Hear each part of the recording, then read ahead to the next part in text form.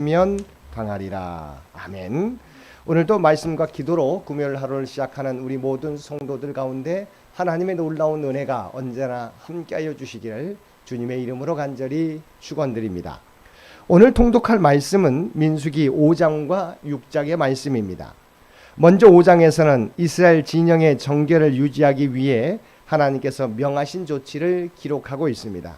즉 하나님께서는 나병 환자와 유출증이 있는 사람들을 비롯해서 죽음으로 부정하게 된 자 등 의식법상 부정한 자들을 다 이스라엘 진영 밖으로 내어 보내게 하신 것입니다. 그것은 거룩하신 하나님께서 계신 진영 안에는 부정한 자가 있을 수 없기 때문이었습니다. 이 말씀을 통해 본문이 말하고자 하는 것은 궁극적으로 하나님과 그의 백성과의 관계를 유지시키는 접촉점이 무엇인가 하는 것입니다. 그것은 바로 거룩이라는 것입니다. 즉 거룩하신 하나님과 같이 그의 백성도 거룩해야만 하나님과의 관계가 지속될 수 있다는 것입니다. 5절 이하의 말씀에서는 이스라엘 진영 안의 단결과 일치를 깨뜨릴 수 있는 갈등의 요소를 사전에 방지하기 위한 일환의 하나로 재산상의 손해를 끼친 경우에 적용되는 손해배상법을 기록하고 있습니다. 좀 더 구체적으로 살펴보면 다른 사람에게 재산상의 손해를 입힌 사람은 자신의 죄를 자복하고 손해를 입힌 재산에 5분의 1을 더하여 배상을 하고 속건 제물로 흠없는 순양을 바쳐야 했습니다. 이때 만일 배상받을 주인이나 친족이 없을 경우에는 배상금을 하나님께 드려 제사장에게 드려야 했습니다. 한편 이러한 손해배상법을 통해 하나님께서 강조하시는 것은 배상의 기준이 아니라 하나님께서 진정으로 원하시는 것이 무엇인가 하는 것을 깨닫게 하시는 것입니다. 구체적으로 6절 하반절 말씀에 남자나 여자나 사람들이 범하는 죄를 범하여 여호와께 거역함으로 죄를 지으면이라고 말씀하고 있습니다. 여기서 사람들이 범하는 죄는 곧 사람에게 범하는 죄를 의미합니다. 따라서 본문은 남자나 여자나 사람에게 죄를 범하면 여호와께 거역하여 그 몸에 죄를 짓게 된다는 의미입니다. 즉 사람에게 죄를 짓는 것은 곧 하나님께 죄를 짓는 것과 같다는 것을 말씀하고 있는 것입니다.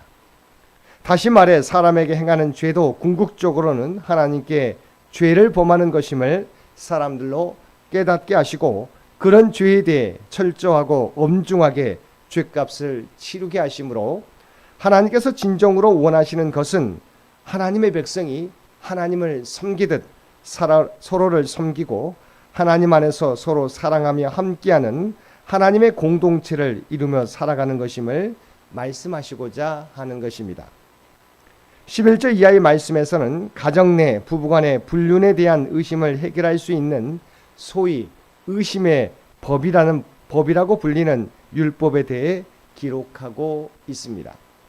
의심의 법이란 남편이 아내의 간음을 의심하는 경우에 아내의 간음 여부를 가리는 판결법을 가리킵니다.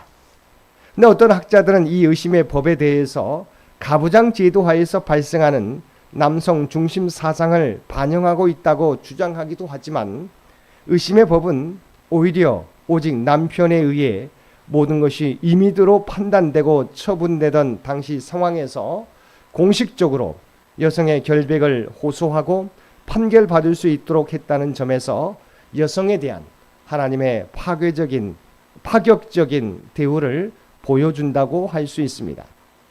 따라서 본문은 의심의 해소보다 부부 사이의 화해와 하나됨을 통한 공존의 원리를 제공하고 있습니다. 더 나아가서는 사회의 가장 기본적인 단위인 가족의 이 가정의 화목을 도모함으로써 궁극적으로는 이스라엘 진영을 정상적으로 유지하는 데 그 목적이 있다고 할 것입니다. 구체적으로 16절에서 22절에 보면 하나님께서는 간음을 의심받는 여인이 저주가 되게 하는 쓴 물을 마신 후에 배가 붓고 넓적다리가 마르면 죄가 있는 것으로 확증하게 하셨습니다. 여기서 배가 붓고 넓적다리가 마르다고 표현한 것은 여자의 생식기인 자궁에 물혹이 생겨서 복부가 붓고 자궁이 파괴되어 생식 능력을 상실하게 되는 증상을 의미합니다. 그런데 특별히 독약을 탄 것도 아닌 쓴물을 마셨다고 해서 이런 현상이 나타나지 않습니다. 이것은 정말 하나님의 초자연적인 역사가 없으면 불가능한 일입니다.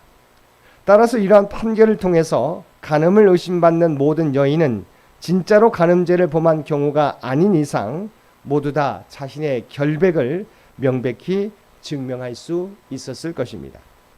이와 같이 하나님께서 이런 의심의 법을 제정하신 진짜 이유는 간음한 여인을 처벌하기 위한 것이 아니라 아내에 대한 남편의 의심을 해소하기 위한 것이었습니다. 6장의 말씀은 나실인 소원법과 제사장의 축복 기도에 대한 말씀입니다.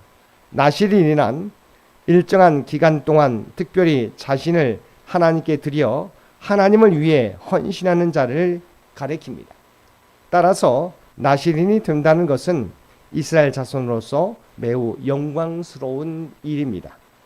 그렇기 때문에 나실인으로서의 자격을 유지하기 위해서는 포도주와 독주를 금한다든지 시체를 가까이 하지 않는다는 등 까다로운 규례를 반드시 지켜야만 했습니다. 이런 나실인 규례가 특별히 율법 중에서 매우 중요하게 다루어지는 것은 나실인의 특성이 그리스도 안에서 하나님께 구별된 자로서 성도와 동일하기 때문입니다. 따라서 6장에 나타나는 나실인 소원법은 오늘날 이 시대 속에서 하나님께 구별된 성도들이 어떠한 모습으로 살아야 하는지에 관한 중요한 교훈을 던져주고 있습니다. 성도들은 구약시대 나실인과 같이 스스로를 하나님께 구별하여 드린 자로서 더 이상 자신의 뜻과 의지대로 살 것이 아니라 오직 하나님의 명령과 뜻에 따라 생활해야 할 것입니다. 22절 이하의 말씀에서는 제사장의 축도에 관한 규례를 기록하고 있습니다. 하나님께서는 아론과 그의 아들들에게 하나님을 대신하여 이스라엘 자손에게 축복을 하게 하셨습니다. 이것은 하나님께서 자기 백성에게 복 주시기를 원하신다는 것을 보여줍니다. 특별히 본문에 보면 여호와는 원하신다는 말씀이 거듭 3번이나 반복되어 나오는 것을 볼 수 있는데 이는 자기 백성에게 복 주시기를 원하시는 하나님의 간절한 심정을 잘 대변해 준다고 하겠습니다. 물론 하나님께서 자기 백성에게 복 주시기를 간절히 원하시는 것은 그들에게 어떤 공로가 있거나 그들에게 복을 주시지 않으면 안 될 피치 못할 사정이 있기 때문이 아닙니다. 하나님께서 자기 백성에게 복 주시기를 간절히 원하시는 것은 하나님의 은혜로우신 성품 때문입니다. 따라서 우리는 하나님의 복 주심의 대상으로 항상 하나님의 축복의 손 아래에 놓여 있습니다. 그럼에도 불구하고 오늘날 우리가 하나님의 풍성한 복을 받아 누리지 못하는 이유가 무엇입니까? 우리가 하나님께 풍성한 복을 받아 누리지 못하는 것은 하나님께 문제가 있기 때문이 아니라 우리에게 하나님의 풍성한 복을 받을 만한 준비가 되어 있지 않기 때문입니다. 다시 말해서 우리에게 하나님의 풍성한 복을 담을 만한 그릇이 준비되지 않아서 하나님의 풍성한 복이 임하지 않는 것입니다. 그러므로 우리가 하나님의 풍성한 복을 받아 누리기 위해서는 그것을 담을 만한 그릇을 준비해야 합니다. 그렇다면 우리가 준비할 그릇이 무엇입니까? 그것은 바로 믿음과 순종의 그릇입니다. 즉 우리는 하나님께 대한 믿음과 하나님의 말씀에 대한 순종의 그릇을 크게 준비할 때 하나님으로부터 풍성한 복을 받아 누릴 수 있게 되는 것입니다. 사랑하는 성도 여러분, 우리는 오늘날 이 시대 가운데 영적인 나실인들입니다. 하나님의 부름받은 백성들로서 세상 가운데 살아가지만 세상과 구별되어 살아가는 존재입니다. 세상 가운데서 세상으로부터 영향을 받는 존재가 아니라 세상에 영향을 주는 존재로 살아가야 할 존재입니다. 오늘도 우리를 통해서 하나님의 뜻을 이루어 가기를 원하시는 귀한 사명을 감당함으로 하나님의 예비하신 복을 누리며 하나님을 기쁘시게 하며 살아가는 저와 여러분 모두가 되시기를 주님의 이름으로 간절히 축원드립니다. 함께 기도드리겠습니다. 사랑과 은혜가 충만하신 아버지 하나님, 우리를 하나님의 백성 삼아주시고 하나님의 도구로 사용하여 주시니 진심으로 감사드립니다. 주어진 삶의 자리에서 하나님의 부르심을 쫓아 살아가게 하여 주옵소서. 언제나 나와 함께 하시며 복 주시기를 원하시는 하나님이심을 믿고 하나님의 말씀에 순종함으로 하나님의 뜻을 이루어가는 우리 모두가 되게 하여 주옵소서. 오늘도 이 나라 이 민족을 긍휼히 여겨주시며 하나님께서 친히 인도하여 주시기를 원합니다.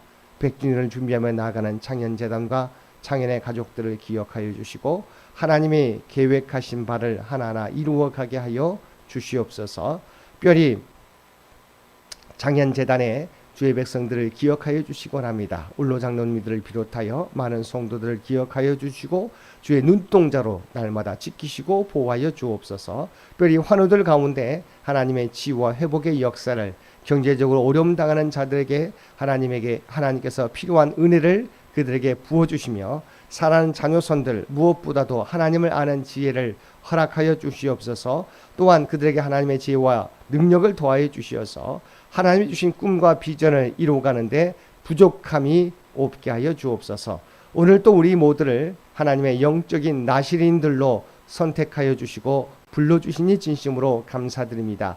이 땅에서 살아가게 될 때 아버지 하나님, 많은 사람들과, 세상의 많은 사람들과 구별되어 살아가는 우리 모두가 되게 하여 주옵소서. 세상으로부터 영향을 받는 저희들이 아니라 세상에 선한 영향을 미치며 살아가는 우리 모두가 되게 하여 주옵소서. 날마다 우리가 하나님의 구원받은 백성이라고 하는 정체성을 가지고 그 이름에 아버지 하나님 부끄럽지 않게 살아가는 우리 모두가 되게 하여 주옵소서. 이 모든 간구 우리를 구원하여 주신 예수님의 이름으로 간절히 기도드리옵나이다. 아멘.